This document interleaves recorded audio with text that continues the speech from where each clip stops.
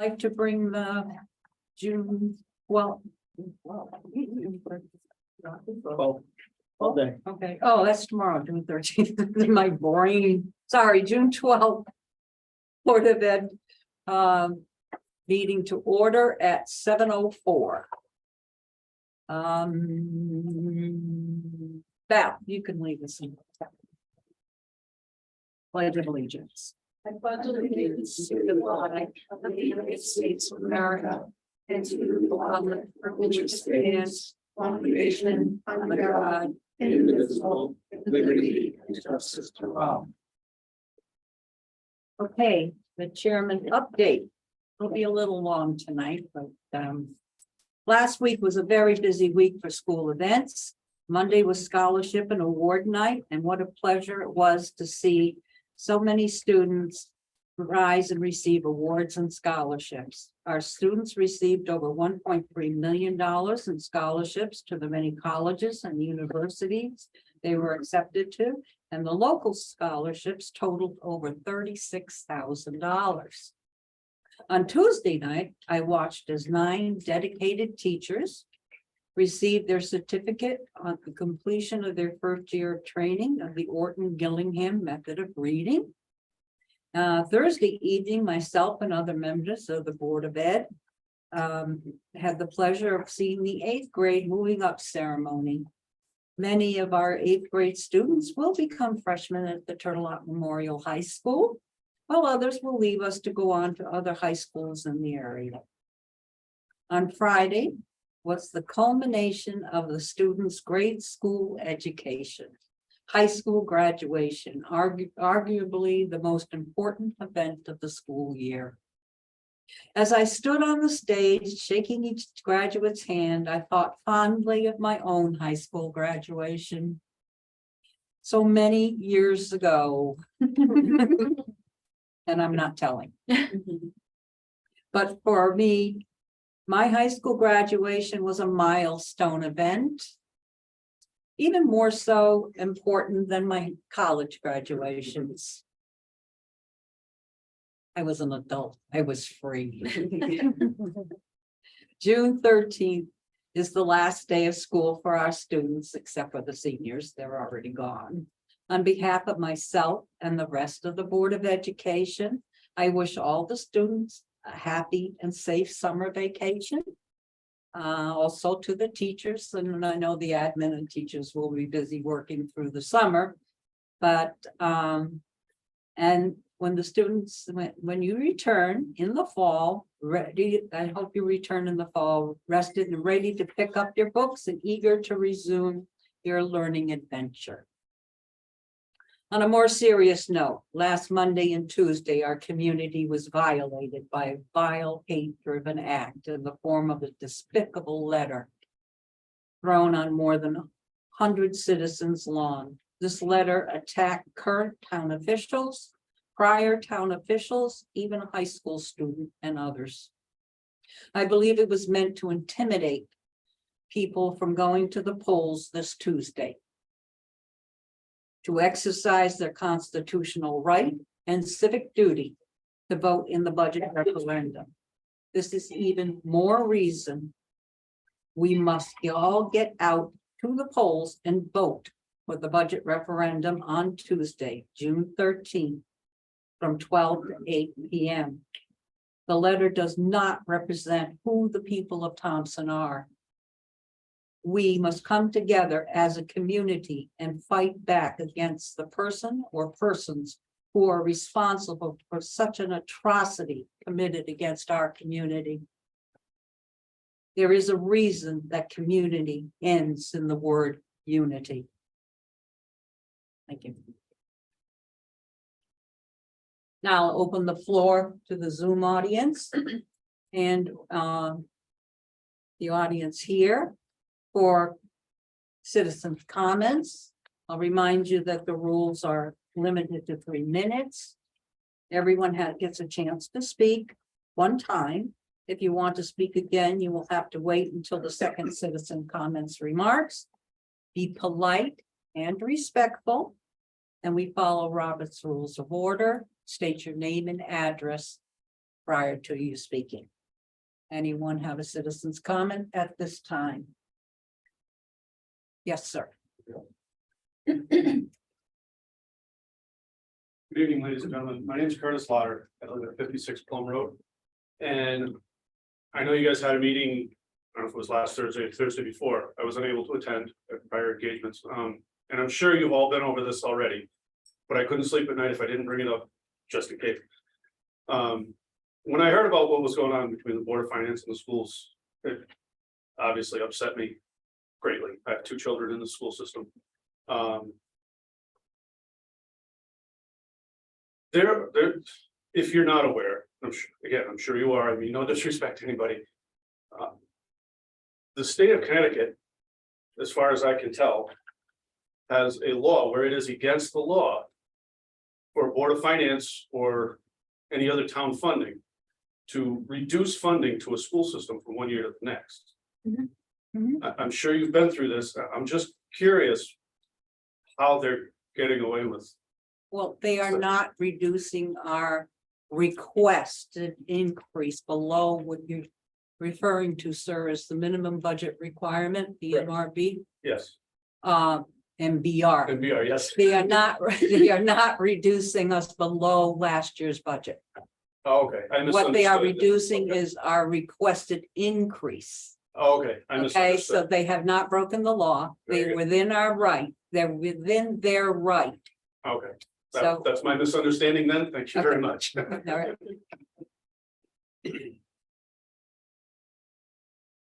Any other citizens' comments from the Zoom audience? Yes, Tom, as a citizen. Yeah, this is my first time being on the Board of Ed where I have not or was not able to attend graduations and moving up ceremonies. I sent a letter to our superintendent as well as our chairman and to our other board members, and I apologize.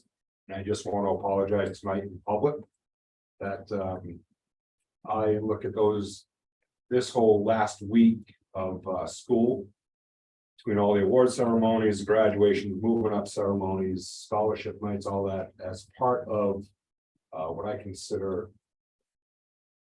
that whole special atmosphere for our students and for our staff, administration, etc. So I publicly want to apologize that I was unable to attend those ceremonies. So thank you. Thank you.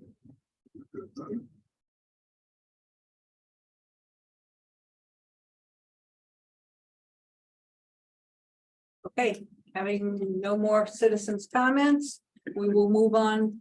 But we don't have any student spotlight or the liaison report, do we? No, okay. Graduated. Well, one of them didn't. Okay, but school's almost over, she's excused. All right, now approval of minutes, do we want to do them individually or as a group?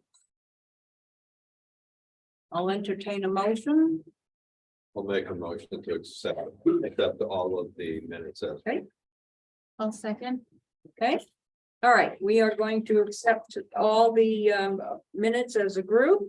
I have a motion and a second to accept the regular meeting minutes of May 8th, June 1st, and June 7th.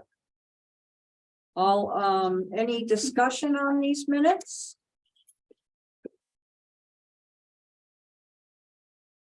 All looking at you, Linda. Yeah, you're laughing over there. Any problems or? If I. Apparently they're not, but you're gonna let it ride.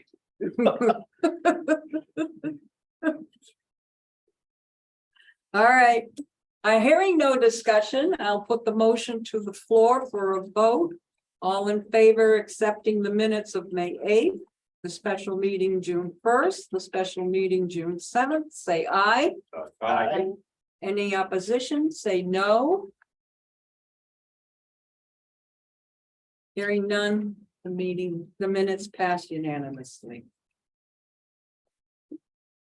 Okay, the subcommittee update, the communications subcommittee. Heather, could you give us a Yep. report on that, please? So we just kind of followed up on what we had done actually the previous meeting, but that included ongoing initiatives such as the Did You Know post series on Facebook. The potential of an athlete of the week, maybe to start in the fall as a possibility, and then just some updates on the incentive program. The Red Sox tickets were given to a student. And so that's all been done. And then just talking a little bit about, what opportunities we might have for next year and how we might be able to raise some funds and how we can maybe integrate middle school as well into this kind of fold as we go forward. We also talked about Pride Day. They had their presentation also last week, so we saw that. And it sounded like a lot of those similar type initiatives might be happening for next year, so we can look to, as a communication subcommittee, to promote those when they do happen. We also talked about wanting to continue the leadership roundtable next year. And then also we discussed, obviously in light of the failed referendum, how the communications committee can assist in kind of getting the word out for the vote and stuff like that. Thank you. Yeah. Okay, I will now turn it over to Superintendent Smith for an update on the enrollment. Well, thank you, Chairman Serbrook. We are here and we have a total enrollment of 898 students. At the close of the school year, last month, we were at 899. At Marriott Fisher Elementary School, we have 391 students. That didn't change from last month. At the middle school, we have 285 students. That's down 2 students from the previous month. And at the high school, we picked up a student. We went from 219 to 220. And that was somebody that moved into town most recently. So we are going to close out the year with 898 students. You can see where we began the school year with 897, and the ebb and flow of enrollment in and out and back down to the 898. And I'm going to leave the out of district numbers to Dr. Jones when he gives his report.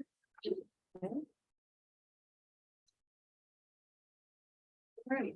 So then I can recognize Ms. Betty Oscar for the curriculum update. Yes, let me introduce Dr. Oscar. As everybody knows, Dr. Oscar has been working with us for the last several years on implementing the goals and developing actually the portrait of a graduate work, working closely with the curriculum leaders, the administrators, myself, to keep that initiative going, even during lockdown, during the pandemic. She was the little engine that kept nudging us along to make sure we got that work done. She was also the superintendent that led the committee, if you can recall back to the members of the board who were on the committee at that time, when we did the coherence and capacity audit, that beginning of the second year of my tenure, that was part of the Alliance District funding, and actually a recommendation by the State Department of Education that we conduct that. And Betty was actually the lead superintendent on that review. So she's here today because it's been 5 years, and she's worked with us a lot, and she's going to give you an objective overview of what she sees, how the district has progressed, and what our next step should be. So I'm going to turn it over to you, Dr. Oscar. Thank you. Great, thank you. Danielle, good, some cheat sheet for me. Where's best? The video is there, so for online viewing, I don't know if you, wherever you want to be. Don't want to have my back to anyone. It's great to be in Thompson. I always love, I live in Griswold, so I come up 395, and of course Thompson's the last town in Connecticut, so whenever we head north, this is part of the route.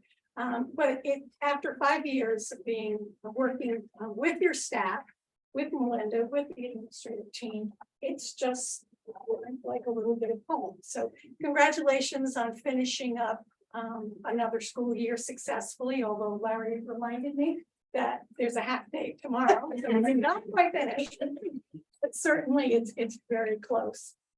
What I'm going to do tonight is pretty much summarize 5 years of what I see happening here in Thompson. And obviously the last 5 years have not been typical in education. They've been unlike anything we have seen or known before. Whether you're a fairly new educator, a very veteran board member, a superintendent who's worked in several states like Melinda. I know many of the administrators have worked elsewhere. It is unlike anything we have known. So it's been a very unusual period of time. But just to look and see where Thompson was, where it is, and hopefully where it could be. So this is a progress report. I'm going to start with your vision and mission, which you folks own in conjunction with your community, because your community had a lot of infusion of input into your vision and mission, particularly when they came together to help develop the portrait of the graduate. I worked with you several years ago. We did slight revision on your vision and mission, and it was to tighten the alignment with the portrait of the graduate that the community had helped to develop. So the Thompson Public Schools are committed to being a high-performing district that graduates students who are knowledgeable, independent, and community connected. Those last three words are the pillars, which is represented by the icon you see. And then you go on to describe how you are going to attain that vision. And I know these are your words, but I want you to read them again tonight, because a lot of what I have to say is going to echo that the how is actually in action. You intend to meet your challenge of your vision by providing dedicated leadership, encouraging community involvement and support, hiring and retaining engaged, focused, and professional staff, providing state-of-the-art instruction, maintaining a safe and caring environment that fosters lifelong learning, ensuring that social and emotional well-being is a priority, embracing differences, and helping to strive to help each student reach his or her potential. And in various ways, not always in those exact phrases, you're going to see that we are on the way to attaining your vision and mission. So I'm going to go back to a couple of three key things that happened to kick off the movement. First, Melinda has already described the commissioning of an independent review of the district's coherence and capacity. I am an associate with Partners for Educational Leadership, which was the Connecticut Center for School Change. That's some of the work that we do. So I was part of that commission, and that was my first step into the district as a professional. Secondly, there was the engagement of stakeholders in identifying the portrait of the graduate, which was a major initiative. And third was really board work, and that was to align the district's vision and mission with the portrait of the graduate. So if we go back to that coherence and capacity review, which happened shortly after Melinda came on scene in 2018, this is the process that was used. We reviewed the district priorities and the district's capacity to deliver on them. Like, what was the district trying to achieve here? And what was the capacity to actually get it done? That was one of our questions. Facilitated by the Connecticut Center for School Change, there were 6 researchers who spent a week here. I was one of the researchers. We did observations in classrooms. We spoke to teachers. We spoke to administrators. We spoke to parents. We spoke to everybody we could. We did observations in your classrooms, all 3 schools. We surveyed. We had a survey that was a proprietary survey that belongs to the center, in which we asked people some questions about the district and what the priorities were and how they were being achieved. And we looked at lots of documentation. Finally, we did come together with a report that suggested what the priorities for the district might be for moving forward. Now, when you come into doing this kind of report, it's fairly comprehensive, and we could probably come up with a lot of little nitty-gritty pieces. But what we know about research and education is if you have too many priorities, you don't get them done. You have to narrow down and focus on those that are most important. So that's what we did. On the next slide, we'll take a look at them. The first thing that we suggested is that the district should unite around a shared focus. When we talked to parents, we talked to teachers, we talked to administrators, everybody had ideas about what the priorities were for the district, but they weren't the same. People were saying, well, I think this is the most important thing we're working on. And we would hear, even within the same school level, different people thinking the priorities were something different. So we didn't have a team all looking at the same priorities and moving forward on them. So we said, figure out what it is you want and then go for it. The second thing we took a look at was the climate and culture at the middle school. And at that time, it stood out in a way that called for attention. There was a lot of adult unhappiness. There was a lot of tension and stress in the school environment. And we said, in order for that school to move forward, there really needed to be some changes in the climate and culture. The third thing we suggested is that the district build a leadership team. Now, you had some great administrators who were working very hard, but they weren't working together in a structured team. They came up that beautiful driveway of yours every day, went to their buildings, were, I'm sure, cordial and polite, but they weren't working together as a team. They were each leading their building. We didn't see the teamwork that it would take to unite the district and move it forward. So we suggested we need to build that team. And finally, the last but not the least, in fact, the biggest priority was the district lacked a K-12 articulated curriculum and a plan for high quality instruction. You had instructional materials. Those materials were varied. They weren't necessarily the same from classroom to classroom. The instruction was all over the place. The elementary school and the middle school didn't have a lot of articulation between what they did, nor did the middle school and the high school around learning. And that became certainly a standout as far as wanting to be a high achieving district. You needed to get that curriculum and instruction on the same page. So those were our 4 recommendations. Now, during the last 5 years, I said, we had some disruptors for certain, and we had some accelerants. Disruptors, let's take a look at review what we've seen the last 5 years. The first thing that happened is in the spring of 2020, we had that sudden closure with COVID. It was almost an unbelievable event, and I think most people thought we'll be out for a week or two, and it turned out to be the rest of the year. That school closure then morphed into some combination of remote instruction first, and then hybrid instruction for most districts. Besides the instruction changing and the presence of students not being even in the building, when they did come back to the building, you had enormous COVID burdens.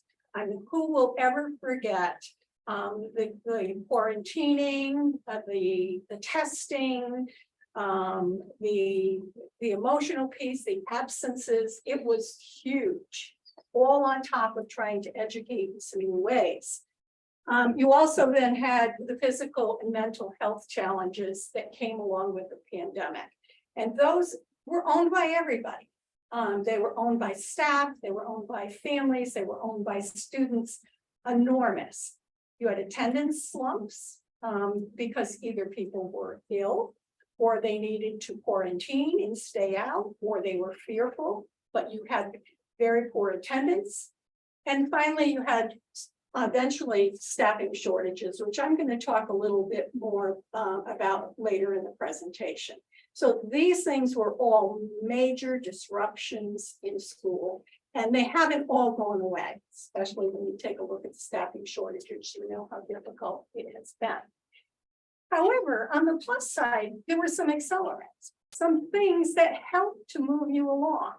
First of all, you did already have your vision, your mission, and your portrait of a graduate well underway, and you had that there hanging on. This district never took its eye off the prize. I know Melinda mentioned that we kept going. There would be times when she and I would talk and she was just, on survival. And she would say, we got to put that off for a week. We need, we'll get back to you. But I never had to call her and say, are we ever going to get back to these things? She kept right on it. So a district that kept its eye on the prize through the pandemic is golden. That's something. You did have the infusion of federal dollars. You had the recovery money, the ESSER money, the ARP ESSER money. So there was a huge infusion of money. You applied your money to meet your goals. And that money had a lot of flexibility. I happened to do some work for the state in which I was helping districts make good decisions with their money. I think Thompson used that money to advance the district, which was a very wise choice. And finally, during the pandemic, and this was common across the state, there was an upscale in the use of technology. And it's really amazing to have visited your district 5 years ago and now to return and go in and see first graders that are totally competent with technology. And it was forced. And you went from, I know you had technology, but it's now present in all classrooms. So that accelerated some of the changes that have happened in the district. Okay, my evidence of progress is not like a coherence and capacity review. This is simply based on direct observations, and I have had observations in your classrooms with your administrators. I've taken a look at some artifacts, both on state website, your website, materials that have been produced. I did interviews with your administrators, your curriculum leaders, interactions with them. I've been at meetings with them, done staff development with them. So certainly I've had lots of experience in interacting with people. And then I was looking for measures of performance, which are pretty hard to come by when you went through a pandemic period. We had the big pause in state assessments.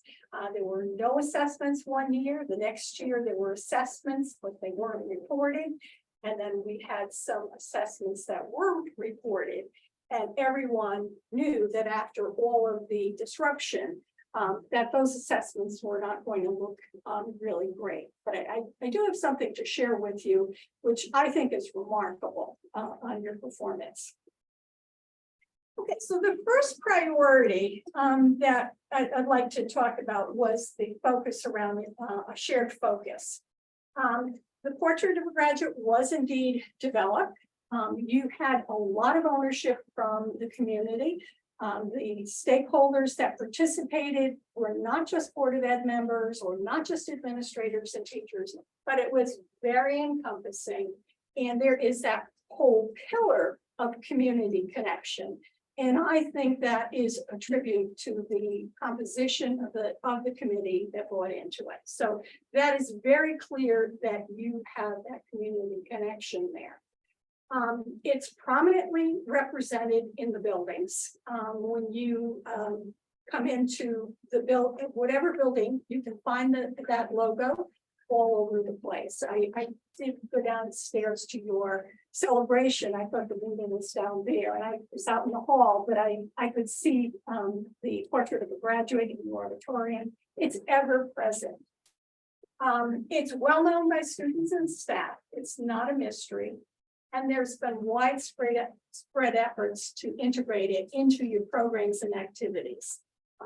The students had the student leadership group. They came up with a long list of ways to integrate it. Faculty have been involved in it. I have two nice quotes from faculty members. One, they called it the POG is friendly, alive, and strategic. And this is several years after it has been a rollout.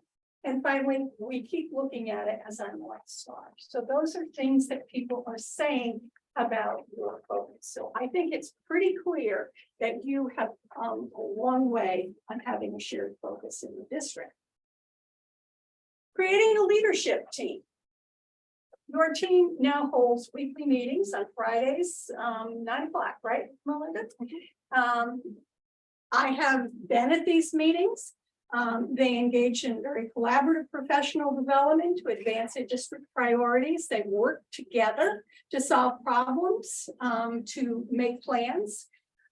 They work on cross-level projects in coordination of services. I know that there was a project going on between some scheduling between middle and high school.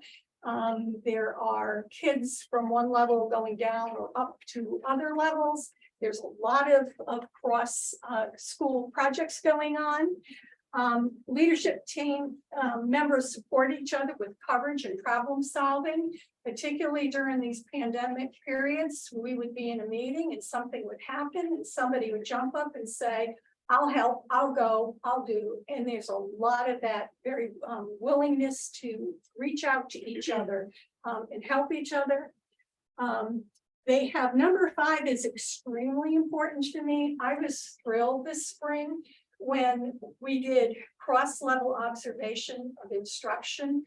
I did observations with curriculum leaders and the principals, but the middle school principal did observations in the elementary school principal did observations in the middle school. And so they are actually getting inside each other's classrooms, making that connection. That is superb, top level teamwork there. And finally, and this is my observation, that they recognize how different they are and that they have different strengths and talents, but they appreciate each other.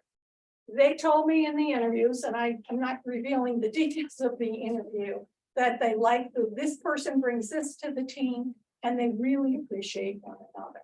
So what were a bunch of nice leaders who worked in buildings now are becoming a team and can move your agenda forward. So great job on that.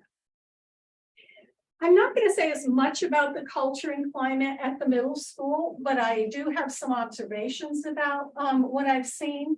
You do have new building administration, very highly visible. When I come here, she's running all over the place and she runs fast. And she has a high priority on teaching and learning. And that's what the teachers will tell you.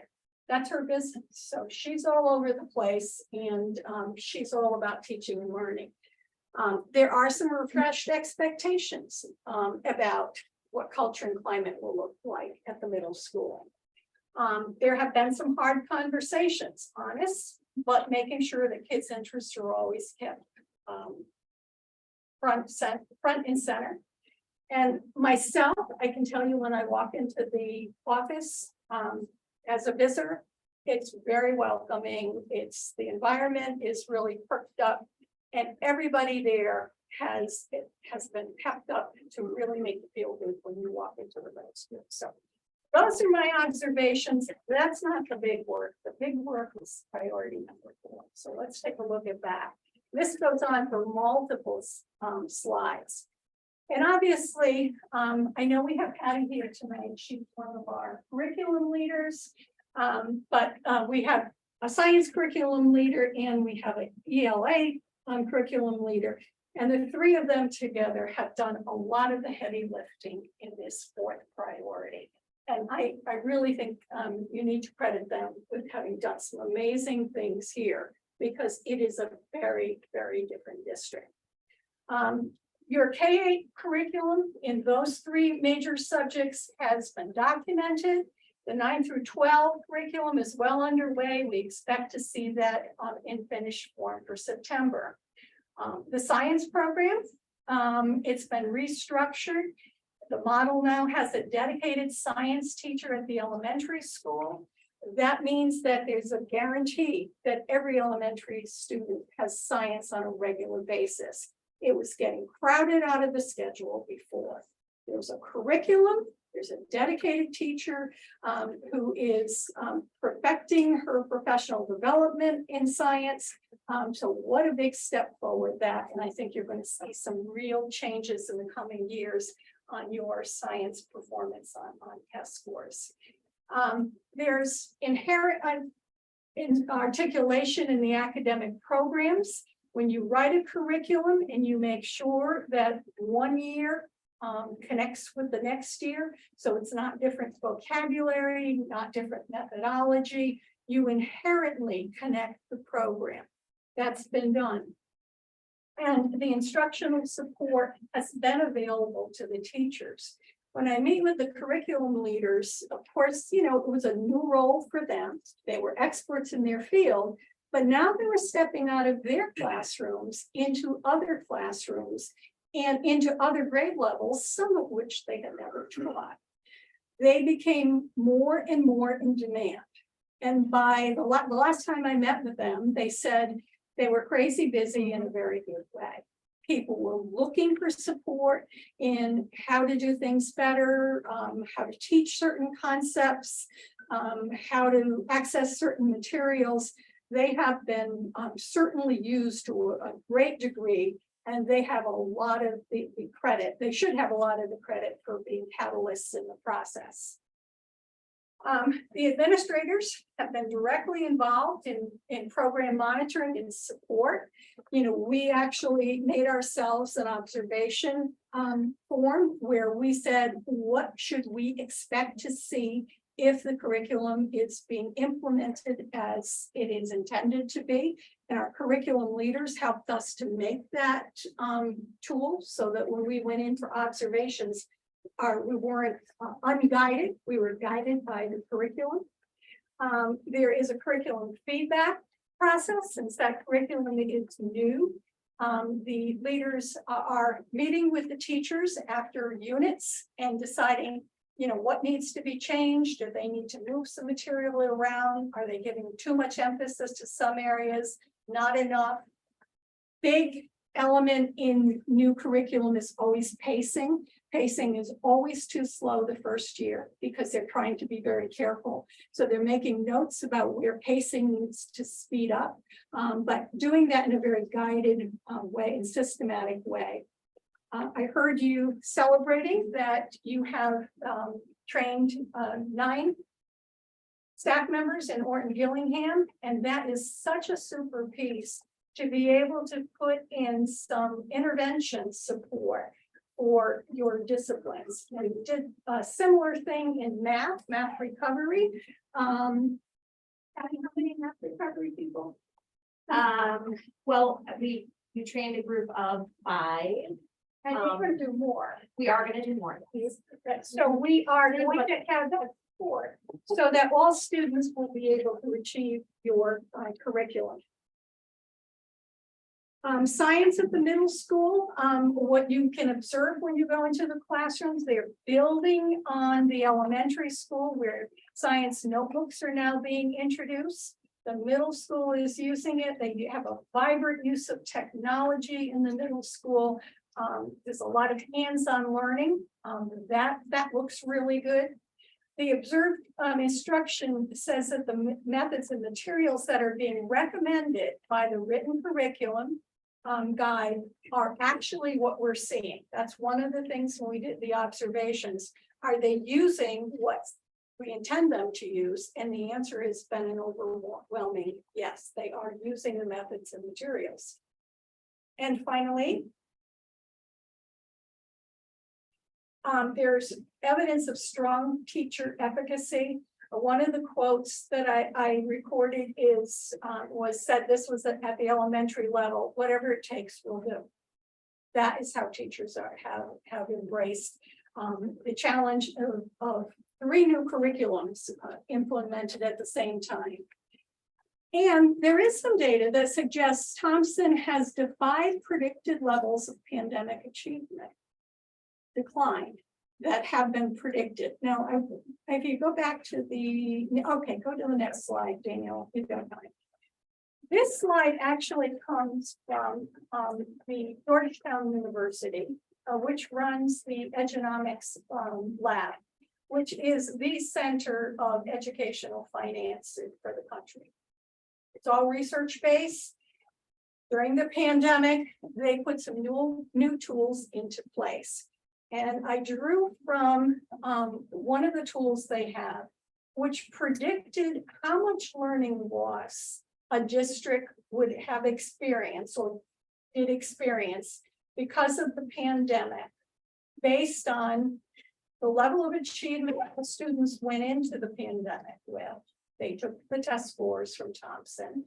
They took how long you were out, the number of days you were without instruction, the number of days you were on hybrid and remote, created a formula and predicted how many weeks of lost learning there were.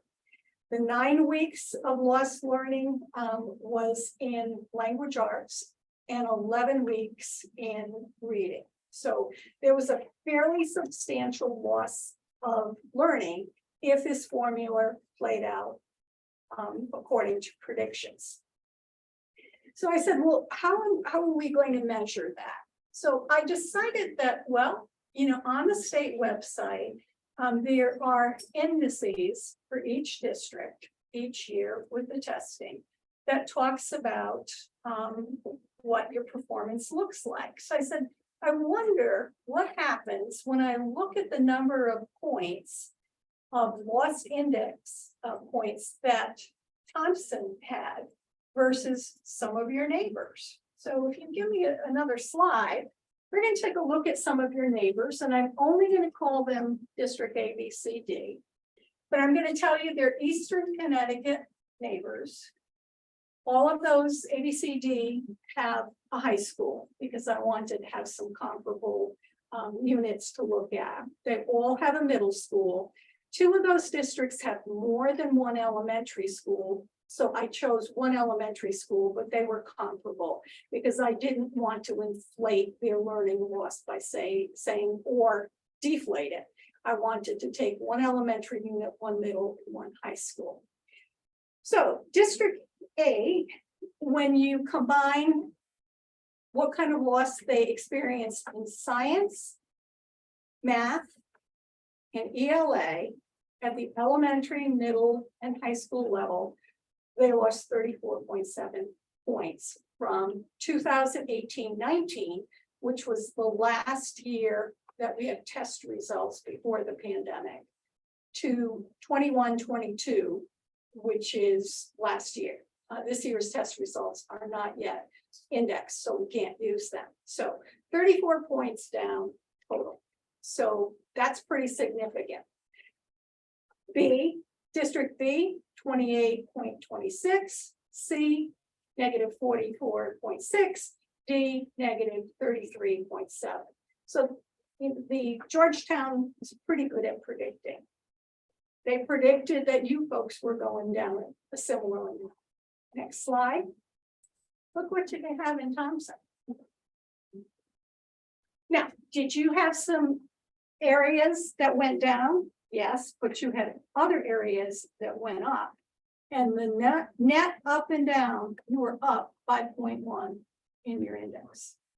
Now, that is a pretty big accomplishment. Yes, ma'am. Now you say, well, that's not a big growth. Remember what you've been through for the last 5 years and take a look at what that did to other districts who are in your neighborhood. And I think it's a real cause for some celebration to look at. You had a really strong performance after some really difficult years. And I think, you know, if we can keep this rolling, you folks are going to be right where you want to be with your results. Okay, challenges ahead. Obviously, funding the exhaustion of the recovery funds is coming.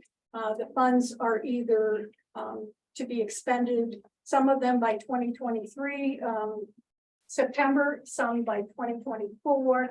I think you folks are well ready to spend. Yes. And certainly there's going to be, there has been, I'm going to call it uncertainty about retention and competition staff. And I'm going to suggest to you, and again, I am going to point to, the Georgetown economics stuff is real math and educational finance together. And I'm going to show you another tool that they have on the next slide. This is Connecticut staffing and enrollment trends going back to the year 13-14 to current time. The red line shows you the number of employees in Connecticut in education, and the blue line shows you the number of students. And what has happened, obviously, is the number of staff have grown, while the number of students has shrunk. And the number of staff grew exponentially with the infusion of the federal money. So when you start looking at the year 18-19, here we have the pandemic, we start shooting up, even though we started to lose students pretty seriously. The plateauing of students where it is was expected. That was part of the demographic outlook long before the pandemic came along. We knew we were going to lose students. I think the loss was a little more severe than what was expected, but now you see we have pretty much leveled off. And I thought your enrollment report was really interesting because you guys were so flat this year. Usually you see a little more, particularly as the year goes on, you lose some students. You were pretty flat. Part of this, and Georgetown researchers, their theory is that a lot of the staffing shortage was not due to the pandemic, that the number of retirements and the number of people leaving the profession was not as abnormally inflated as people are talking about. That the reason that there are staffing shortages is that graph, because with the additional money, people added staff like crazy. They had the money, they wanted to try to recover some learning. They added additional social and emotional employees. And so that all of the employees that they started moving, and people were doing crazy things like offering $20,000 sign-on bonuses, and they were stealing from each other. I'm sure you had some experience with that kind of tactic too. So we actually helped create the staffing shortage. It wasn't all that people quit teaching because it was too hard or they retired early. My experience with educators is they do math pretty well and they can figure out the retirement formula, and they know when they want to retire. They don't leave prematurely unless they really don't want to do the job anymore. So, we have a lot of people who were hired. Now what's happening as the money goes away, because it's not just going away here in Thompson, now you're going to see lots of staff being let go and freed up.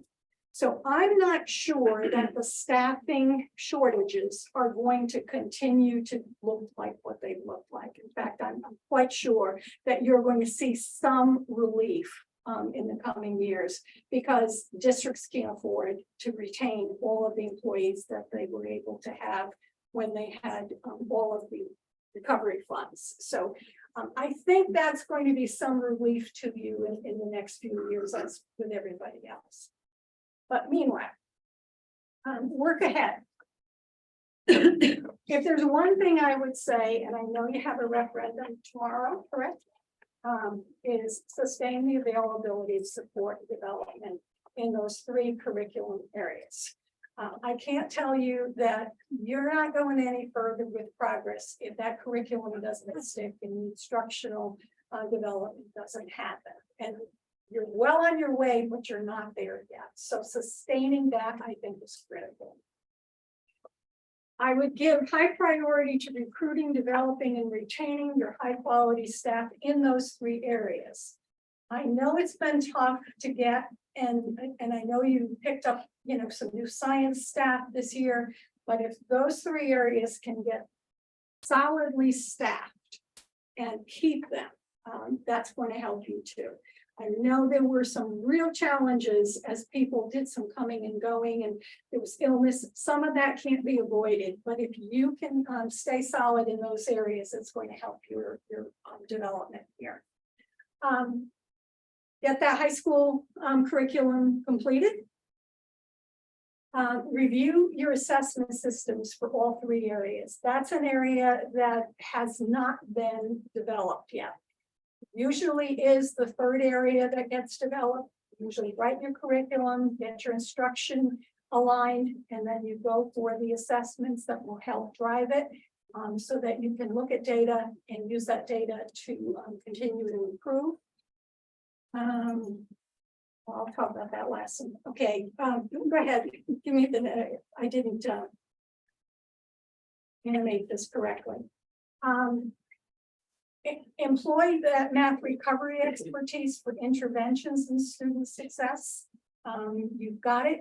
Same thing with the Orton Gillingham. I think that is so terrific that you have your special educators ready to be supportive, and Chris right there behind them cheering that on. Ensure that the revisions in teacher and administrator evaluation, which are coming to you, the state has passed a revision law. Make sure that that helps you to get your programs going. You know, sometimes the state can be our friend if we can use their legislation to help us go where we want to go. Continue to promote the ongoing improvements in culture and climate at the middle school. I think that's going to help everybody be their best. Continue to develop and support your collaborative leadership team. And finally, this last one, don't forget about the portrait of the graduate. I was at a staff associate meeting last week, and we share, you know, we talk about what we're doing. And one of my colleagues who's working in another district said she was having trouble because their portrait of a graduate is just not present at all. And I shared with her some of the things that you've done and said, well, let me share with you what a district that I'm working with has done to keep it alive. But it was a good reminder to me that if we need to make sure we feed this, that we don't let this fall asleep, that this is driving us, and that we don't lose the zest. People don't in 5 years from now say, what is it anyway? So I think that has got to be kept right. Lots of questions. So one of the things that kind of struck me is that it seems like you have very positive, you know, observations, and we've got metrics to prove that there has been. Some small ones, there's not good metrics. Yeah, right. But my point is that, you know, we obviously, being that we're an opportunity district and all this, do we use this data that's coming from a outside person kind of reviewing? Does this at any way beneficial to kind of showing them our progress, or do they do their own thing and they don't really? No, they consider? actually take our own data, and, Okay. and they have, the state has mentioned that in our monitoring meetings. Even the last time they were here last month, they told me they did a run of our numbers, and had they ran those numbers today, we would no longer be an opportunity district. However, you are given that label for 5 years. So that was good news to hear, that the progress we've made would have taken us out of that. We're still an overall alliance district, but just to hear that we've made that growth. And when they were out to do the deep dive on their data, they came out to the administrative team and the curriculum leaders about a month ago. They told us that you know, we had made some significant movement in certain areas, especially with our dual credit and a bunch of other variables that Kim could spit out in a nanosecond, because she was up on all of those. When they were here, she had just done a dive for us in the district. So I'm happy to see that they're recognizing that. Of course, they labeled us an opportunity district and never gave us any funding. All they gave us was monitoring visits to go along with it. I know Patty's coming out with me to the Department of Ed on July 14th for our final for this school year. We did get some good news from Senator Flexer last week that we are still going to be funded with our alliance dollars. So I was happy to hear that, because that's always a risk every 2 years, whether or not we're going to be funded. But for the next 2 years, we will have some dollars there to continue some of this work. But on behalf of all of us too, Betty, the administrative team and the Board of Ed, we just wanted to thank you for your hard work. And helping us keeping the eye on the ball. So we have a little gift for you. And I don't want to interrupt anybody have any questions. Sure. I had just one other quick one. The student loss, I assume that's homeschooling, or there's some other, how did we all of a sudden have this flip of students? Not just here, globally in the state. Oh, it's just demographics. The baby boomers, children aren't having children in the same numbers that. And there's been some migration south of population. That's just demographic projection. And that's been on the table that we were going to level out in the early 2020s, just as we have. The predictions are right on. Pandemic is not. We may have had a little bit of student loss, where kids went out either for homeschooling or went to, most of the private school kids bounced back in public schools, but some kids did not, if they were being homeschooled. Yeah. But the overall demographic loss was just what we were expecting. So Dr. Oscar, one of my concerns is your last couple of statements relative to keeping this moving forward. Have you ever worked with a district similar to ours, which has such financial constraints all the time with their budget? Because as a board member, my biggest concern is I want to support my district. I want my students to have the best, but how do we maintain our mission statement if we are not being funded what we feel is appropriate?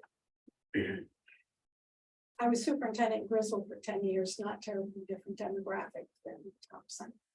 Bigger, but they're going for referendum tomorrow, I think tomorrow too. Tomorrow. So, you know, I'm very familiar with, you know, and I was in Stonington prior to that, which is wealthier. But let me tell you, they went down 4 or 5 times too with funding. So, sometimes it's going to have to be how you manage the amounts of money you have. You know, I don't want to get myself in a lot of trouble here, but when you get down to where you are now, you are making hard and difficult cuts. I told you what I wouldn't let go of. I wouldn't let go of your program's implementation support right now. It's at a tender point. I would keep that tight. What if you have to let go of staff? Because you're probably at a point where staff is the only thing on the table that's going to take off big dollars. Before I eliminated the progress that you're making and stop that, I would even take a look at class size. And I know that's an emotional topic with people. But what are your class sizes? If your class sizes are already 30 or above, not. But if it means 3 more kids have to be in a class, but everybody gets that program that they need, then I think your win is bigger than your loss. I mean, the decisions you make are going to be really tough. Funding, you know, use your state legislators, you know, whatever way, shape, or form. I don't know if you don't have any building projects, you have a track project. We have some coming up. I mean, one of the things I had some success with, my last district was Line on Line, which had a lot of money. And if we had our legislator get us a notwithstanding on a building project, which saved tons of money. So work with, and I think May's a pretty good legislator, isn't she? We have good supportive legislative Yeah, people. see what they can do for, and obviously we need to keep pushing at that formula. Because equity in education, everybody looks at the cities in Connecticut. I can tell you when I go to meetings, I'm a voice from Eastern Connecticut, and I keep saying, you know, that kids who are not in the cities, who are living at poverty levels, don't have any easier time than kids in the cities. But we don't have the numbers, and nor do we have the political piece. So it is part political, and it's part what do you do with it. It's tough. Any other questions from Ms. Oscar?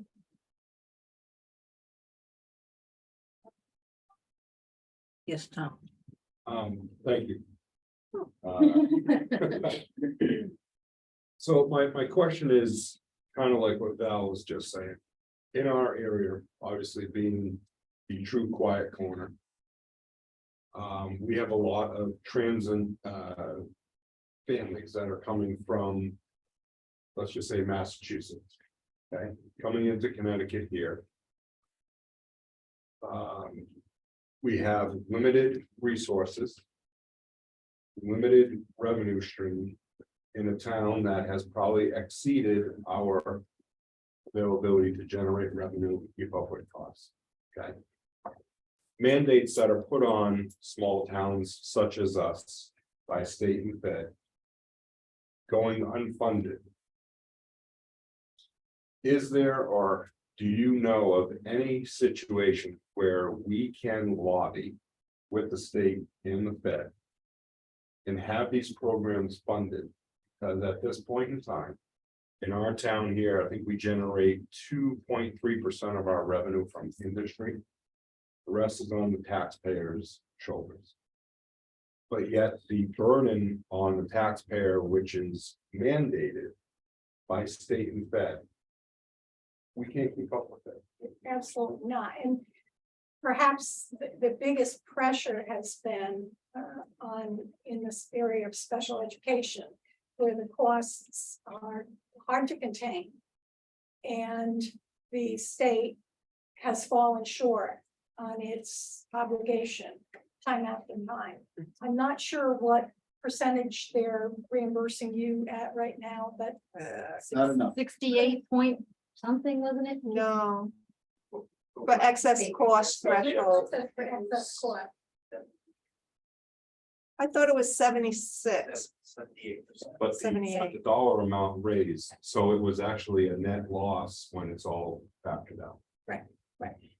The pressure has been on for the state legislators to fund that. I mean, because that is your big, the number of students in special education across the state has gone through the roof. And the costs, because many of them you don't control yourself. You know, if the student needs outside services, you get the bill. That's it. To me, that is the number one place you want to, step on with your legislator, is saying, we have no control over this, so stop diverting funds from our general education program because you're not paying dues. That to me is the biggest place I would like to see the state just fund what you're supposed to fund, and we can probably take care of the rest.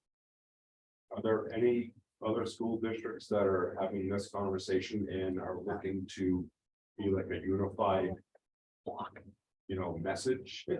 Oh, definitely. And I think the superintendent voice, every year that I went to the CADE breakfast, that conversation always came.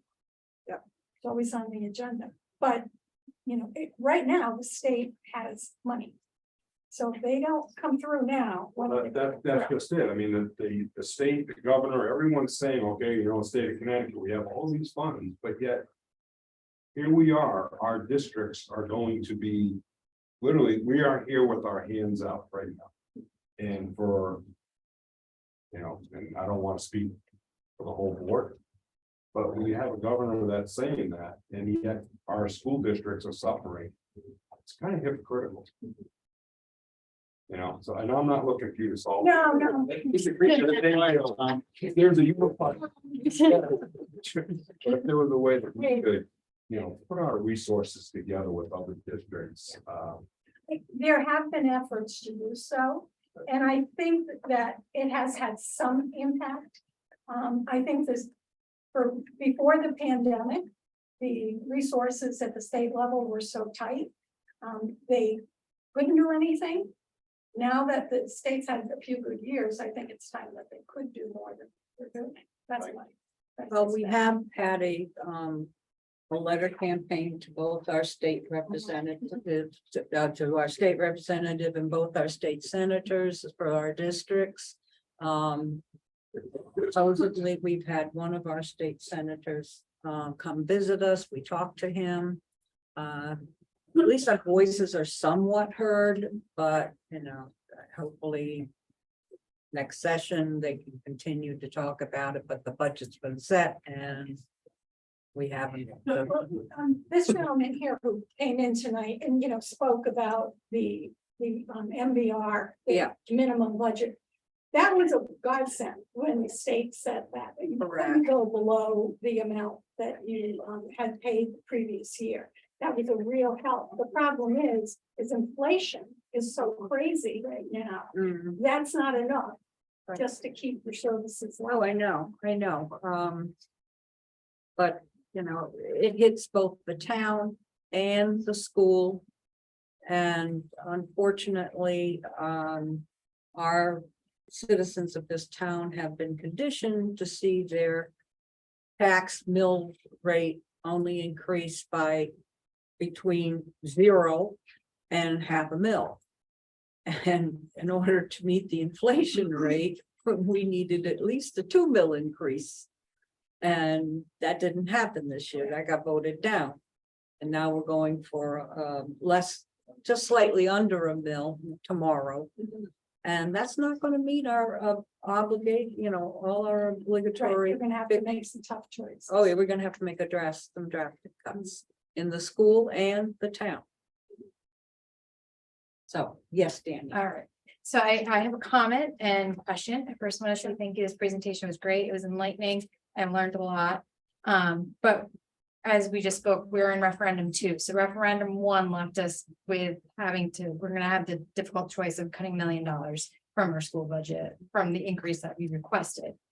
So about 3/4 of what we needed extra to maintain was cut. So that's where that money is coming from. So from the work ahead part of it, what I'm gathering is you're suggesting in order to keep us moving in the correct direction is that we need to keep our interventions status quo. If we can do anything while we're on this shaky ground, we try to keep that as status quo, because we do have to really come up with some ideas, because we do have $1 million we gotta cut, and we're not even at referendum 2. And, I'm gonna put all good vibes that referendum 2 passes, and then we don't have to worry about cutting another cent from the budget. But I just wanna make sure I'm going into whatever talks that we all have as a board, that I'm going in with the right information for our kids moving forward. And I'm looking at the whole district. And so what you're saying from this is that the work ahead is that our math and English, we really got to keep moving forward in order to stay going where we need to go. Well, let's go Yeah. back to your mission. You want to be a high performing Right, district. right. You're designated as a high performing district. when Right. ELA, science and math scores Right, are high. That's the definition, whether it be a real estate, Right. agent publishing, Right. that's what it is. And I don't think you want to leave the work unfinished. that Right. you've started in those 3 areas. and I think what you said was, if we have to move, 3 kids to another classroom, if we have to cut positions, but every kid in the district would have access to X, Y, and Z. I think that we really need to think of that bigger picture, is what all kids have access to versus, a kindergarten class or a preschool class being a little bit, or whatever grades it is. It might be moves that we do in middle school. I don't know what it is, but whatever grades it may be, but you're just saying that I just want to make sure I have But good that would sound be my Yeah. piece with, Yeah. I've had to cut budgets before. Yeah. First thing I say is, don't cut your excellence. What's going really well, Yeah. what's really important to this community. I heard, Deb Spinelli was, recognized, and, you've got some athletic programs. I mean, I never believed in trying to punish the community by cutting your best team, because it doesn't work. Mhm. And you don't want to cut Right. what you're well known for. Right. I also didn't want to cut experiences out of kids' lives, particularly when kids don't have, for example, one of the favorite things people cut are band. Let's cut band out. We don't need to. Well, if you don't have band, our kids going to have that musical experience anywhere in their life? Probably not. Mhm. So, that's why, I would look and say, well, okay, if you have 18 or 19 at 6th grade, that's really nice. And if you have a class of 22, it's survivable. But if you don't have to cut an experience for kids, I would not cut the experience. Or if you don't want to cut out your curriculum progress, Right. I wouldn't. I mean, that you may be able to phase into something else in the future. Right. but I think it would be satisfying. Right. And honestly, if we all think back to when we were in school, can any of us tell each other how big the classrooms were or how many kids were in this, like I can't, but I could tell you what I didn't get, what I should have had, or what, I probably needed more help with math growing up. So it was just very enlightening and I want to say thank you. Betty, thank you very much. Thank you. Thank you for another year. Yes, thank you.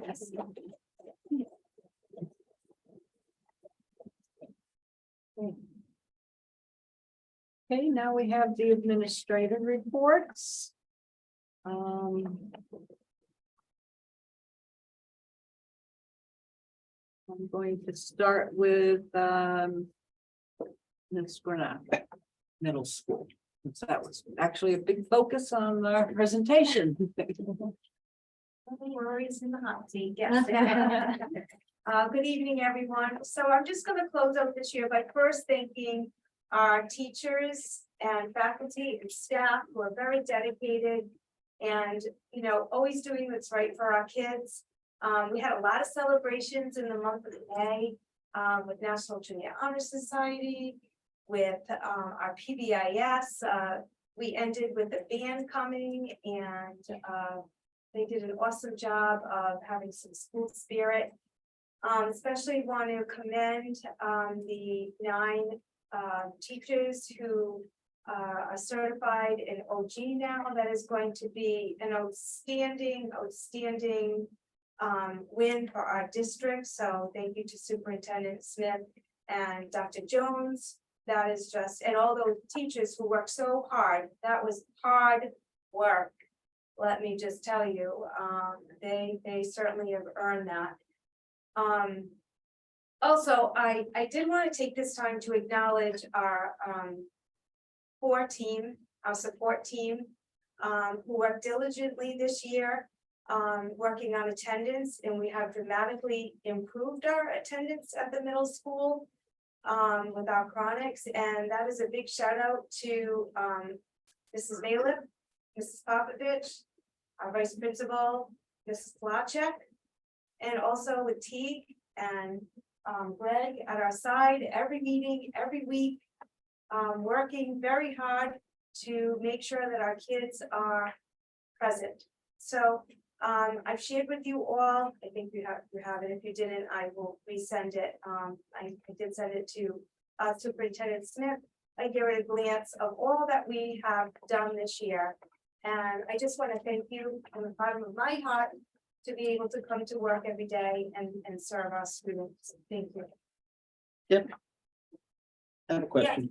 And I looked at this the other day, and I don't think, do you have any numbers for absenteeism? I To can show send this hopefully to that you. it's gone down, I'd like to see that. We started, we are down to 18%, and our high this year was at 25. Okay. So, and that's Chronically absent, right? just in the chronic. So what we're averaging, which is wonderful, our goal is to get to 95. We're always like 94.2. Yeah. Three, On a daily basis, you mean? yeah, so no, and overall on the month. Right. Okay, month, yep. So, which has been, about a 3% increase from last year. So we were at 91, 92. Yep. So we're getting there. And I do believe that a pizza fit is how we start our morning. We start our morning in, advisory small group. And just like, Mrs. Oscar has said, that is creating a climate and culture where kids want to come to school. We're working really hard on that, and it's starting to show. Okay, thank you. Right. Mr. Larry Prentice. Congratulations to the senior class at the Turtle Love Memorial High School. Thank you for including us in the elementary senior walk. Always a really fun thing to participate in. The elementary school had their art show on May 18th. Thank you to Miss Huey for organizing that event. The elementary school had field day on June 1st. Thank you to Miss Heidi Devine for organizing that event as well. Fourth grade students had their moving up ceremony, their drive up ceremony, which has been a great addition over the last 3 years.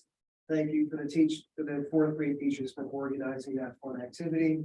Recent field trips included at first grade to the Ecotarium, second grade to Roger Williams Zoo, third grade to West Thompson Dam, second grade the tour of Thompson.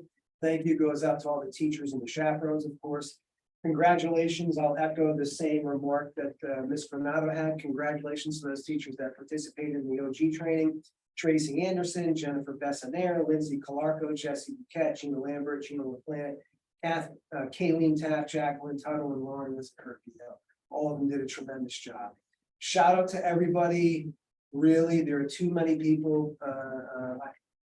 It takes really a village to raise a family and to raise a student, and really hats off to the teachers. There's a tremendous amount of stress on them on a daily basis. They come in, they do their job with grace, with professionalism, to the administrators as well. There's a tremendous amount of stress on these people's shoulders every single day. They conduct themselves as professionals. Shout out to Dr. Jones, Dr. Mayo, Mrs. Granado, Mrs. Palachek. I wish you could live a day in their shoes, because you would realize what they go through. So really, the old tip of the fedora to these guys. And then shout out to Deb Kuhn for all of her years of service. In the front office of Mary R. Fisher, she certainly will be missed. So thank you guys. Okay, thank you. Okay, Dr. Chris Jones. Okay, good evening. So as we close out the school year, total number of students with special education is 216. We have 82 students with 504s. Our out of district number is currently at 24. By the end of the next month, that should be more towards 21. There's 30 cases that are pending. So again, right now 24, but by the end of next month, hopefully 21. The Bradley School Program has a total of 25. Now we're hosting 9 other districts in that program: Putnam, Killingly, Brooklyn, Plainfield, Sterling, Stafford, Woodstock, Foster, Gloucester, and recently Situate. Typo on my part, the percentage went from 23% to 24%. Of the out of district, we're still utilizing 5 vehicles to 5 different schools for the students that are off site. So again, of the 24, we have of 24, we have 11 that are off site, and we use 5 vehicles for that. The extended school year program is starting on July 5th and ending on August 3rd. And just to piggyback on Mrs. Santos, I think your question was, were you asking about the excess cost for out of district, that percent? Is that what you were asking? No. Oh, Yeah, no. okay, I don't think so, yeah. okay. That's it. Thank you. Mr. Bill Steglitz.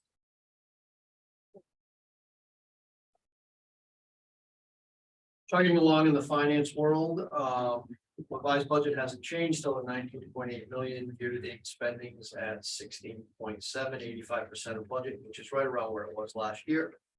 Year-to-date encumbrances are also tracking along with last year at just under 3 million. Right now, we project spending at 19.7 million, 99.6% of the budget. This is, and all the numbers in this report actually are after both of the 2023 special ed excess cost payments. We actually ended up getting $282,000. I've got some feelers out to the state because that's a little bit lower than we had expected. But nonetheless, that's the 190 that we've been talking about up until now, plus another 92 in the second payment. 2 departments currently projected to be in deficit. Pupil services at 731,000. That's down from our last report, primarily because of the second payment. Tuition projected to be 112, over budget. Contracted pupil services at 340,000 over budget, and transportation at 287,000. The other department was ESY summer, which we've talked about in the past, which was higher than expected transportation. Believe it or not, the 2023 audit is about to begin. We were able to successfully move the timing of the interim field work up, and you may recall, our CPA firm King & King had some staffing issues last year, and our interim work had slipped out to November. We were able to move it back into its normal time frame, which is it's in late June. So we'll see the guys back both at the town and at the school the last week of June. The cafeteria report is attached. Things are going along well there. Typical with what we've heard in the past. We show some positive results here, but obviously that excludes benefit costs, including benefit costs. They're right around break even to a little bit in the red. Thank you. Any questions? Kathleen, Yes, one question. With the two departments that are running a deficit right now. If we submit, or when we submit this to the town, if the town comes back and says, you know, it is what it is, do we submit this to the state, seeing how these are state mandates?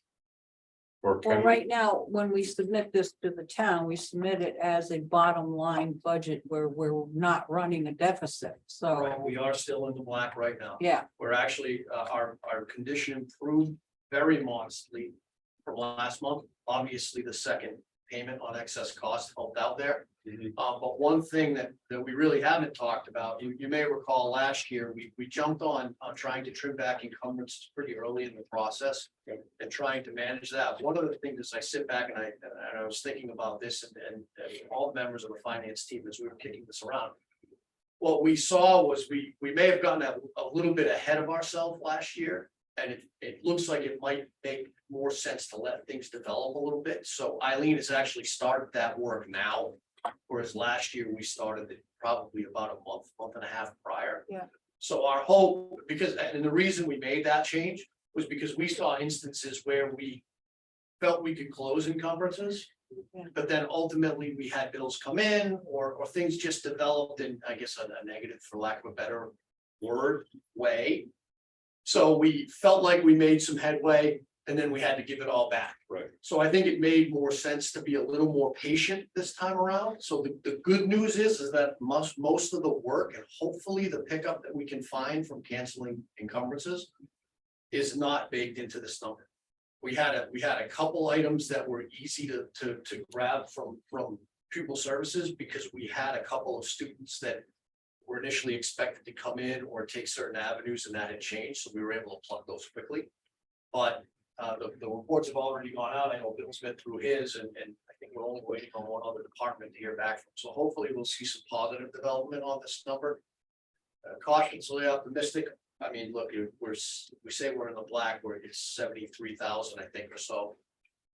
It's not a lot of money, but hopefully things will break our way. We'll see. so we might be in a situation where we don't have to go ask the town.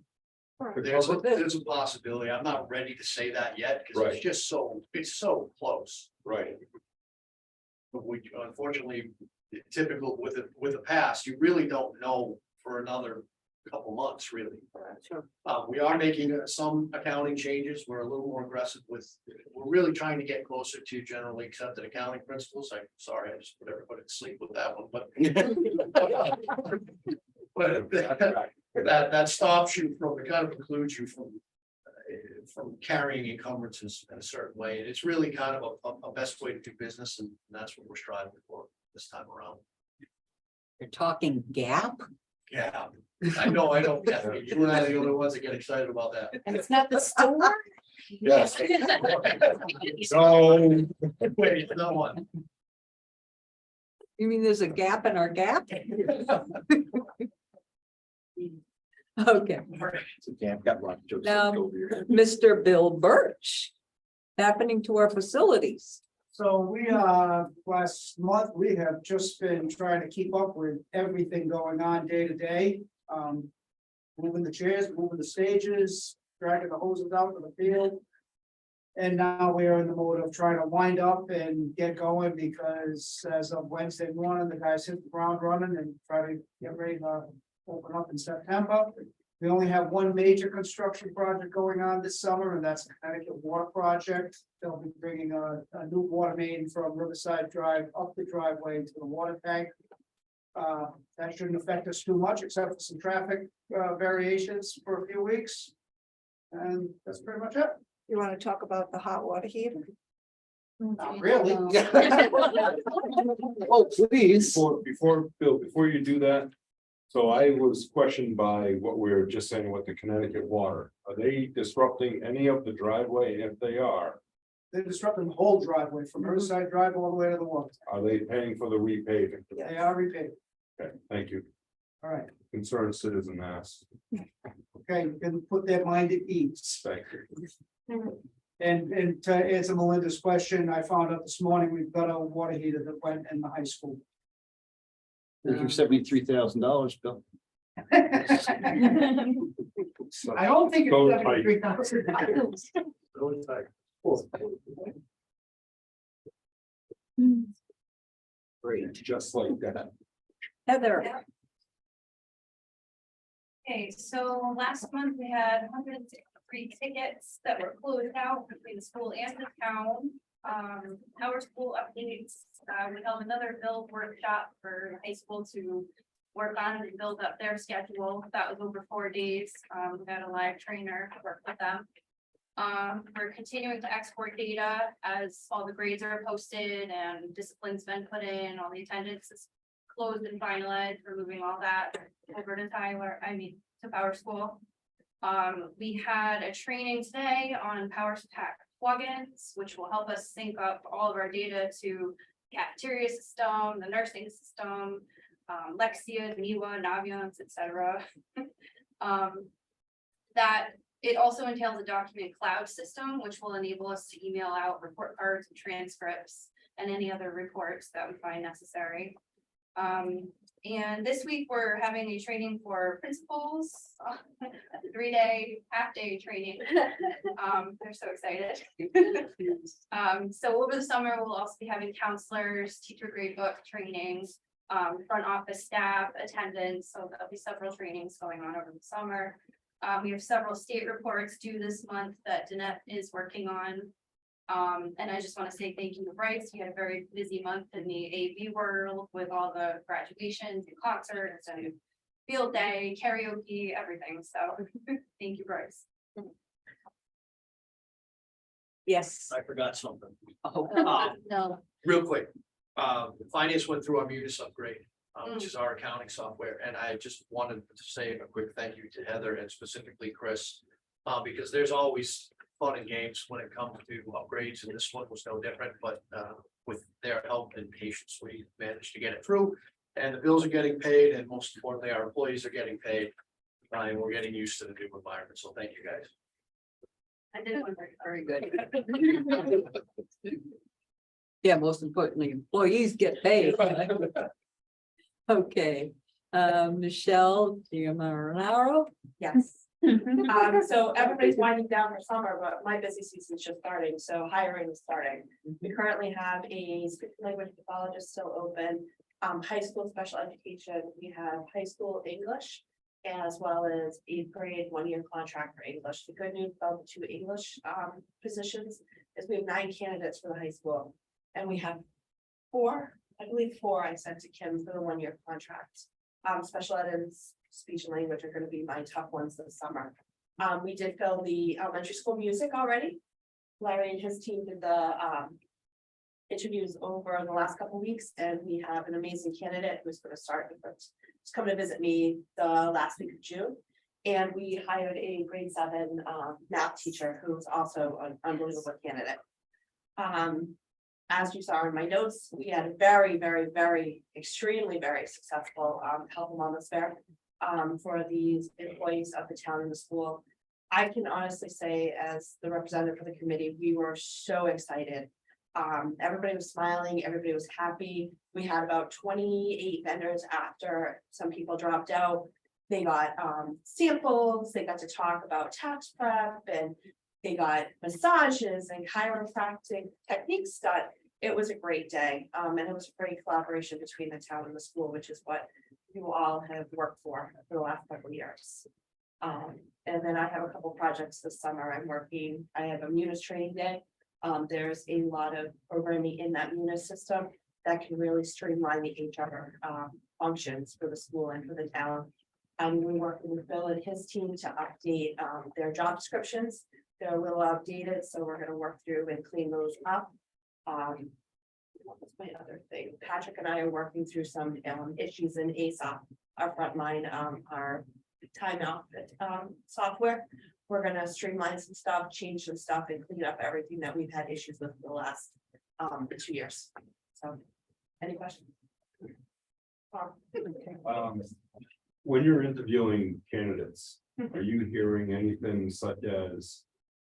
Can you tell me something about stability, are you like, what's some of the roadblocks that some of these candidates might be asking you? The last candidate I sat in on was the culinary arts instructor. I had some stuff going on at the town hall where I could not sit with the music instructor. The culinary arts instructor interviews, nobody asked about roadblocks. Everybody was truly excited about a new program coming in from ground up. And the candidate we have for that is truly, truly amazing. Nothing about in the small town limited funds, Nope. and every year it's kind of volatile situation. No, last year I had no concerns on anything with it. I'll see what happens when I get the new candidates in my office, when I really have that one-on-one conversation with them. Start talking about Thompson, start talking about the school district, they'll come out with questions for me. So not being a teacher and never having looked for a job as a teacher, are teachers aware? I mean, do teachers do research into a town? Do they say, oh, hey, Thompson does have budget issues, or, or, They should, yeah, so I mean, do they all? I don't think so. okay, I think they're in the platform for School Spring and Handshake and CT Reap, and they're seeing open positions. And let's be honest, the one thing they're probably looking at is they're probably looking at the wage table for the contract. That's what they're looking at to see where they can figure out where they would come in. Okay. But like I said, when I get them in my office with me, I really have conversations with them. I find out things about them so that when I see them and I see they're having a bad day, I will ask them, hey, how's your daughter? How's your son? I heard, I remember you telling me they were going to France, and then I pull out conversations like that. So they will, get done deep with me in Yep. a one-on-one setting. okay, and I'm excited that I'm on the board of ed in a time where the town and the school resources are being shared and coming together. I think it's, and the IT, I think it's huge, and yeah, it's really exciting, and before I was on the board, I sat out there for a long time, and just seeing the divisiveness of us and them, and it just really, that bothered me for good 8-9 years, and so I'm really excited that this is working. I think in my position, it's key for us, because then I can share practices on both sides, because you have great practices up here. It's just, cleaning them up and tailoring them, and then I can take them down there where their practice is a little bit more 1990. It's a nice way to put it. You're also in the know, hearing what's going on in town. So when somebody does ask you in an interview, at least you have Yes. knowledge on both sides. Yes, and I do sit on a lot of the Florida That's nice. selectmen's and the Board of Finance meetings, so I do That's have a nice. lot of back and forth. I do sit on most of them. Mhm. You guys are the ones I come to, but the rest of them I do. So, thank you. Thank you. That cooperation and sharing of resources is due to two very special women with foresight. And our Absolutely. select person, Amy St. Ange, and our superintendent, Melinda Smith. So we Definitely. have them to thank for that. Absolutely. Right. Can I make a quick comment? So I was gonna speak to Dr. Jones, and I just want to say it's amazing to see this Bradley school Wyndham County number grow. And I feel like in a time like this, it's challenging, and I don't ever want you to feel like you're underappreciated, because you're not in all that you do. And this definitely shows. And budgetary stuff can make things icky, but I just want you to know that you are a bright star, North Star for many. And I do want to say thank you and show our gratitude for all that you do for our town and our school system. And watching this program grow like it is pretty amazing. So thank you. Yes, and I don't know that the townspeople, even through our presentations, realizes how much money that you have saved for this school by implementing the Bradley program here for our students and bringing in other students from other districts, and how much money that implementing their transition program has saved for our school. We'd be in a far different place without these two programs.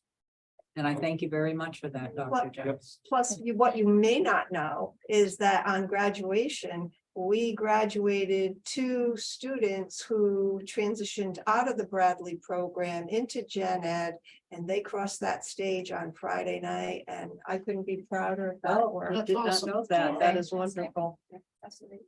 Thank you for A that. lot of work to do. I will get that budget down. You don't know how bad it bothers me when I hear it. Kills me. I will not stop. I will get it down. Thank you for your efforts. And Yeah.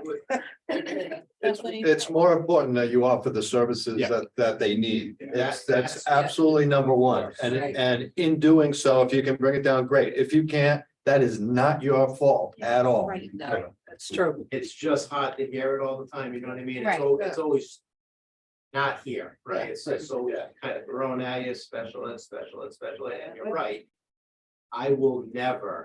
That will never come before a student. Whatever the student needs is paramount. That's what we do here. So, but I try to look for other ways, and by having the program here Right.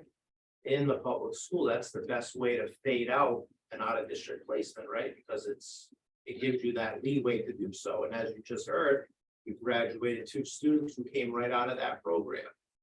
So, when I started here 4.5 years ago, we had 20 students out of district. Then through the 4.5 years, we hit 29, but now we're at 24, soon to be 21. So, I mean, it's there, and most of them are here in the program on site. So I know it will turn around. Well, we know you can't capture 100% of it. You never will. So your work is great, and you're providing the services that are needed. And if it fluctuates beyond our control, that's beyond our control. So we'll grumble about the cost, but I think as a board, I'm not gonna speak for everybody, but I'm gonna, in my head, I am, I think I do. We're aware that whatever you are spending is not being adequately reimbursed by the state. And so it's not your fault. And, I hope I'm, representing what we're. For everybody here, we Yeah. need to continue to But, yeah, bombard our state representative, our state senators, that they need to adequately fund their mandates. right, Exactly. but you're doing your job. Like they promised to do. Can I ask Dr. Jones a question?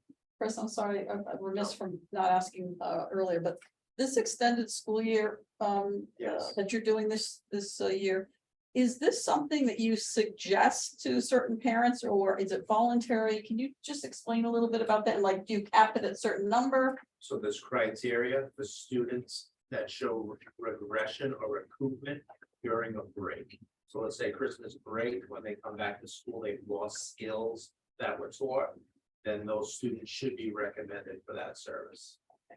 There's a small population of students that qualify. How many?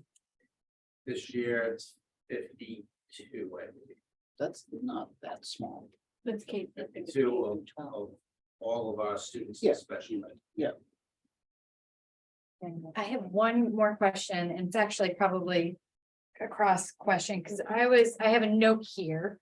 And when Dr. Oscar was here talking, I put math interventionist, reading specialist, can this be shared with special ed? Like, I don't know if that could be I don't know if that's a thing, especially like the cost where it's shared or.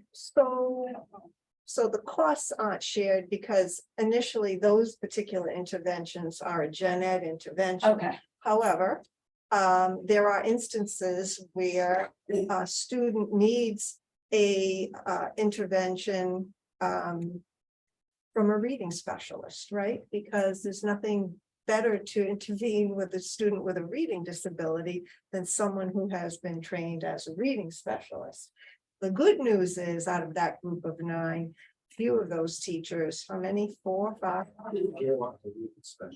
4 are reading specialists, the other 5 are special educators. And the good news about that is that, you know, I'm a special educator and I've been trained and I had 1 reading class in college. That's what I got.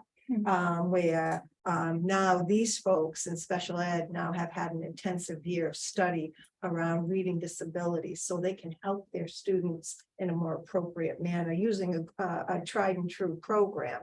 And it doesn't work for every student, but for the students that they will be able to service with that particular methodology, I think it's going to be wonderful. And I'm glad that our special educators now have been trained in reading. Because we don't get that many courses going through. I took 1 in undergrad and 1 in grad, and that was it. And I'm a special educator, so a reading specialist, obviously, to me, they walk on water. And I'm glad to see that we're bringing up the next level of people to help kids who struggle to read. So that's great. That's great news. We're hoping with our Title II money next year, there are now teachers interested in getting trained. Imagine if we have a good cadre of teachers that have that strategy in their back pocket and they're in the classroom. We do have 1 teacher who's a classroom teacher, Kayleen Taft. So now she's in the classroom with those strategies. To me, that's powerful stuff. And speech. Yeah. 1 speech. And 1 what? 1 speech. And a speech pathologist as well. So we do have some students coming this summer. We had tutoring money left in Alliance. We hung on to that money and we're using that money so that the students that were identified that needed the Orton Gillingham method over the summer, they're going to be working with those same teachers over the summer. So we're pretty excited about that. 5 of those teachers. And if I had more money, I think 8 of those teachers really wanted to work. They all wanted to, but one had a childcare issue.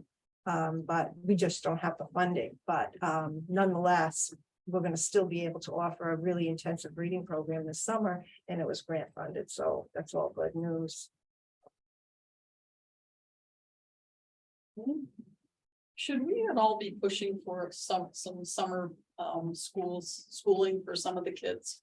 Like I know we don't have the funds for it, but being the district that we are, would we benefit from pushing to have a summer school program like this extended school year? So we always had that. We always had that every year. Yeah. We reduced it this year, obviously, Right. moving forward because there's not money. But most of the kids that we did recommend for the summer program were those students that were struggling in reading anyway. So I think we're going to capture them under the grant funding this year. Okay. But we have always done that. It's just that we just don't have the funding for this year. And actually, we ran in deficit in those lines last year. So we want to make sure that we're staying within budget. And this is one of the first expenses, right after July 1 that we start to use. So we want to keep within that budget. So. Okay. All right, that does it. Deb's off celebrating her much Deserved, yeah. earned reward. Okay, anybody have any old business? Can we get a status update on the track? Like, where are we at with the track? We should have held on to So- John Rice. Well, Bill can answer. But It's track and the solar thing. I just kind of. the solar thing is not in the cards right now because we didn't get the credits that we needed. The track, we still have the money for it. But at the time that we got it, it was too late to go out to bid. It would have gone into the fall, and Spinelli didn't want to mess up her fall sports. So we decided to go out in August or September to bid for next summer.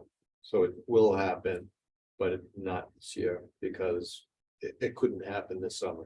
Oh, I thought they went out for bid and then nobody bid, but that's not true. No, That's the it thing. did, yeah. We did go out to bid and we only had one response or two responses and the timing was wrong, so we're doing it again.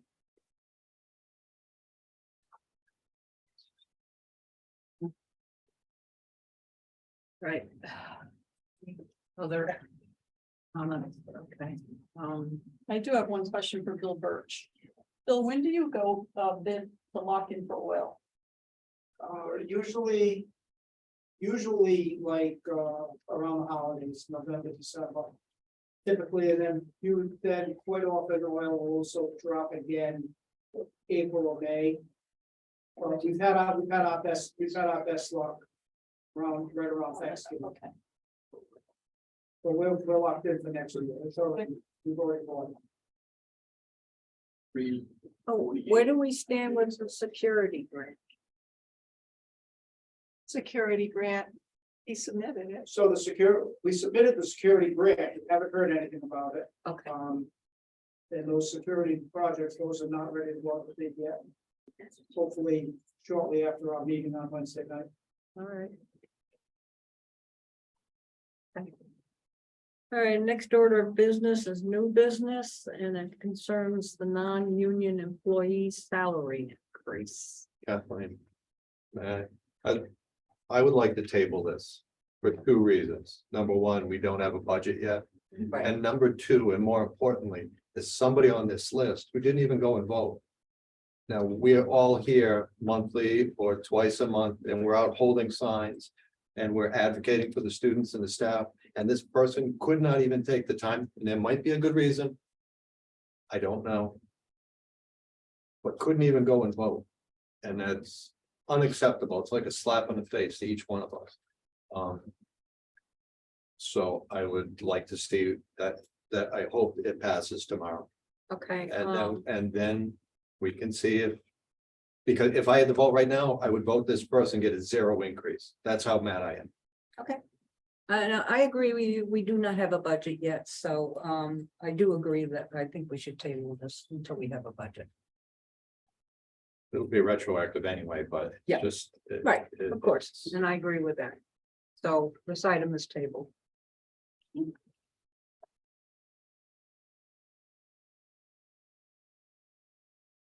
Any correspondence? Just one more question. If God forbid, the budget doesn't pass. Are there any time constraints with this that we would have to vote on? For, No, because it will be retroactive. okay, but there's nothing in contracts or anything that. They don't have a contract. Yeah, well, They're- right, even that though they're group's not at- union, but there's nothing, They're at will employees, so. Okay. all right, thank you. Okay.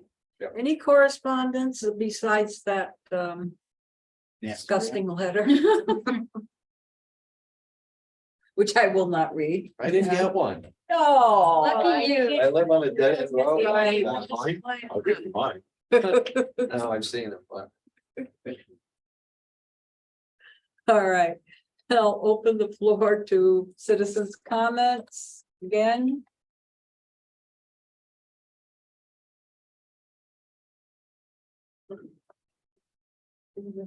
Heather, can you make that? Everybody the same size. That's technical. Yeah, the group view or whatever Thank it's called.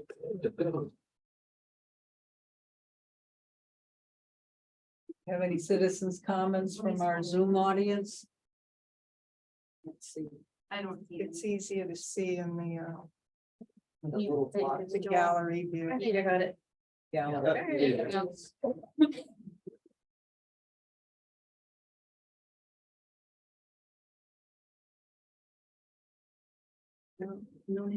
No citizens' comments? Okay, then I will call for a motion to adjourn. You got it. Motion. Second. I forgot.